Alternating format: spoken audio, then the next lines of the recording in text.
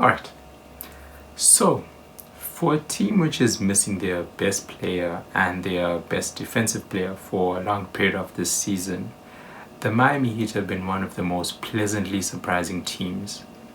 And one of the most interesting things about them is the fact that everything about this team, for the most part, feels so different.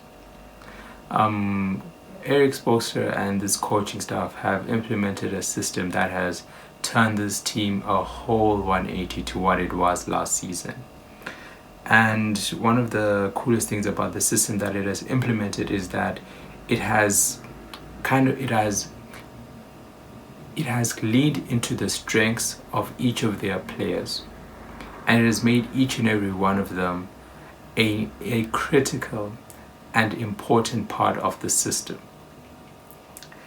And one of the ways that they've done this is by their energy and the space that they've covered. This is one of the most incredibly paced teams. They turn every game into basically a track meet. Every game turns into who's going to run, who's going to get up and down the fastest. This team is averaging 17.8 miles per game, which is second in the NBA. This team is one of the highest paced teams in the NBA. The amount of space they cover is so impressive to watch. Defensively, they cover 8.5 miles per game, which is fourth in the NBA. Offensively, they cover 9.3 miles per game, which is seventh in the NBA. And so they're constantly pushing the pace, and it's so interesting to watch.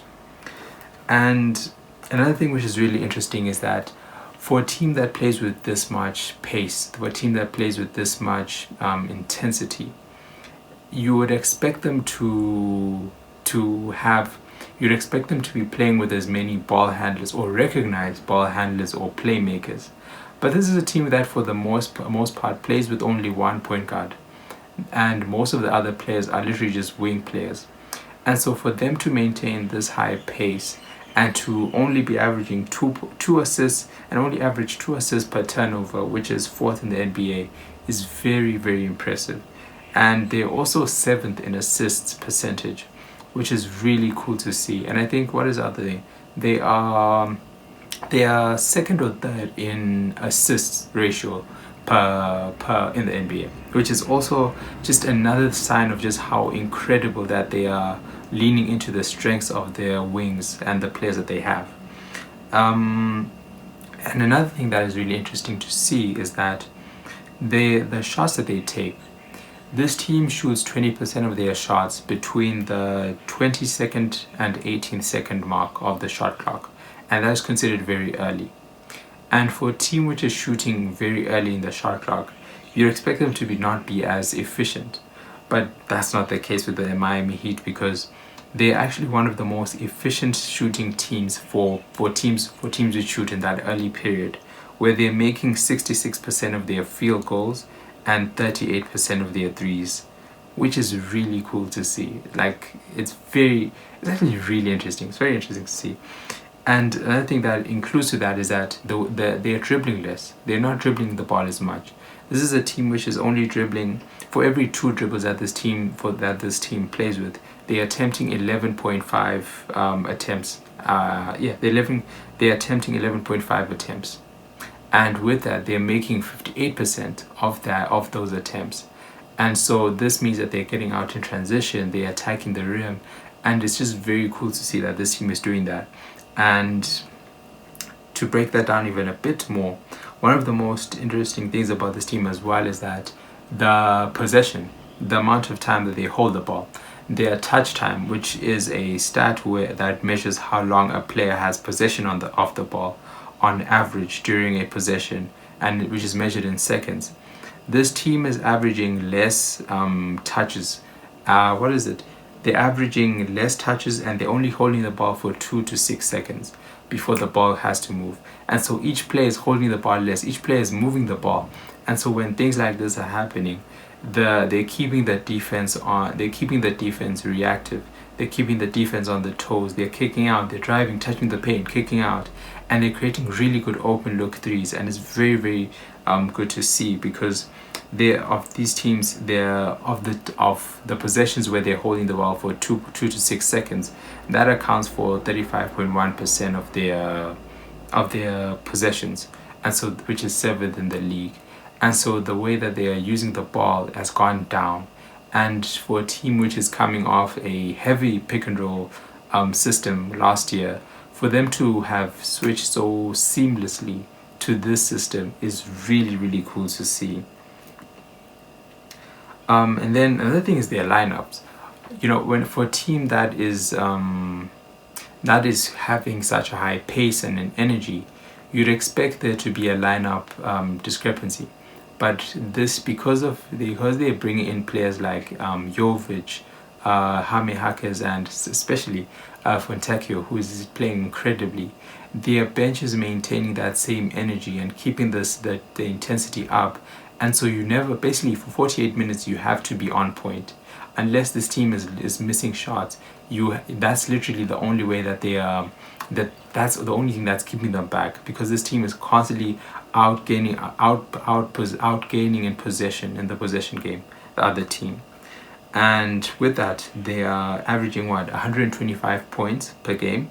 They are putting up which is second in their offensive rating, which is second in the league. As I said, their assist percentage is really high. They have a 14th net rating, which is obviously because of the number of possessions that they have. The teams are basically, every game that they have is high scoring, and yeah, so they're 14th in net rating. And one of the things I've been really impressed by, as I said before, is that the players that weren't playing as well last season, such as like Jaime Jaquez, who had a really bad second year, is really outperforming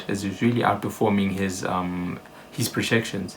He's, I think, averaging he's high in like bench points. I think he's giving you 19 points per game. Every game he has the ball in his hands more. He's doing so much to keep the intensity, to keep the ball moving. He's just the fact that he's such a high IQ player, and he's playing in a system which needs like that 0.5 seconds, making a decision in 0.5 seconds, it literally helps him. And so it's really cool to see him, and I think they really bring out the most in him, which I really appreciate. And then Fontecchio especially has been silently the one who's been keeping this system afloat, because this season he's averaging 12.2 threes per 100 possessions, and he's making 49% of them. And so his threes have been so vital to keeping this team afloat, to keeping this system going. And for this, I read somewhere where like it doesn't matter the type of threes that he's getting. He's getting threes from, whether it's open threes, whether it's contested threes, whether it's movement threes. He's making his threes at such a high level, which is so cool to see. And an interesting stat is that this is a stat from CBS. It says, based on the difficulty level of Fontecchio's three-point attempts, an average NBA player would have made 34.2% of them. But for Fontecchio, his three-point percentage has exceeded that by 15.1%, and that increase is leading the league. And so his threes, he should be averaging 34. He shouldn't be averaging this amount of threes. But the fact that he's outperforming the average is literally giving this team such an important boost that I don't think anyone could have expected. And I also wanted to say, just to go back to the point about how this team is averaging, this team is performing at a 180 from last season. This team last season was last in pace. This season they are first in pace, or hopefully first in pace or top 5. This last season they were 24th in points. This season they were first or around there. Last season they were 15th in assists, and this season they are first. And so in every metric they have literally done a complete 180, and it's so cool to see, because the players, they've only brought in Fontecchio and who else, and Norman Powell, who's been incredible as well, and Andrew Wiggins, and for them to have brought into a system so quickly and for that to have seamlessly gone in has been really, really cool to see. This team has been very surprising to watch, but pleasantly surprising to watch, and I think that they are going to make a lot of noise in the East. Regular season, one of the things I was worried about, or one thing I wanted to pose, is that the only question that this team has is, can they maintain this consistency? Or rather, can they not fall off? Because maintaining a first is going to be difficult because Fontecchio is going to come down. Jaime is going to have, up and downs, injuries, and all of that. But can this, and even having to implement Tyler Hero back into the offense is also going to have its toll. But can this team not fall off? Can this team not go from first back to 20th or 17th? But can they now remain in the top 10 or 11th or 12th? That's going to be the thing that is going to keep this team. And yeah, very, very cool, very, very good return, positive vibes. Eric Spoelstra again. If the Miami Heat perform this consistently, I think he has to win his first Coach of the Year. That would be, he literally has to. I think taking this team from where it was and just doing everything, it deserves so much credit, man. And yeah, man, can't wait to watch this team. This is my favorite team, so I can't wait to watch them. Can't wait to watch them in the playoffs. Can't wait to see how they continue just evolve and deal with everything that this season throws at them, man. Really, really exciting to see.